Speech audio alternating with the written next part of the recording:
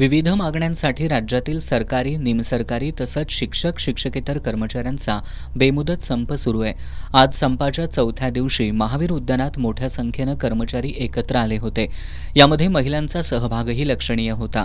शासन सकारात्मक चर्चा करत नसल्यानं संताप व्यक्त करत मुख्यमंत्री राज्य समन्वय समितीशी चर्चा करेपर्यंत संप अधिक तीव्र करण्याचा इशारा निमंत्रक अनिल लवेकर यांनी दिला.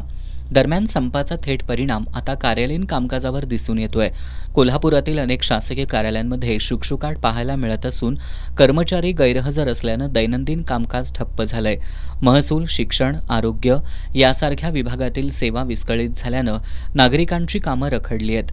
प्रमाणपत्र, दाखले, परवानग्या यासाठी येणाऱ्या नागरिकांना रिकाम्या हातानं परत जावं लागतंय.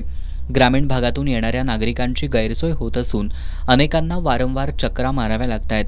रुग्णालयीन सेवा आणि शैक्षणिक कामकाजावरही या संपाचा परिणाम जाणवू लागलाय. काही ठिकाणी तात्पुरती व्यवस्था असली तरी ती अपुरी ठरतीये. मागली तारीख मागल्या महिन्याची तारीख 20 तारीख दिली, नंतर म्हटली तर 24 तारीख घ्या. आता म्हणतात 15 तारीख घ्या. मग आम्ही या तारखेला अर्जालाच मारायची पाळी आली आहे. तेव्हा आम्हाला काय न्याय मिळावा, कवा न्याय मिळणार. आमचा मुलगा वारलेला आहे, सून आम्हाला बघत नाही, आमची नातवंड बघत नाहीत, आम्हाला सांभाळत नाहीत. आम्ही दोघंच नवरा बायको, आम्ही आजारी माणसं आहे. जवळजवळ आम्हाला शुगरला BP शुगर आम्हाला दोघांना बी आहे.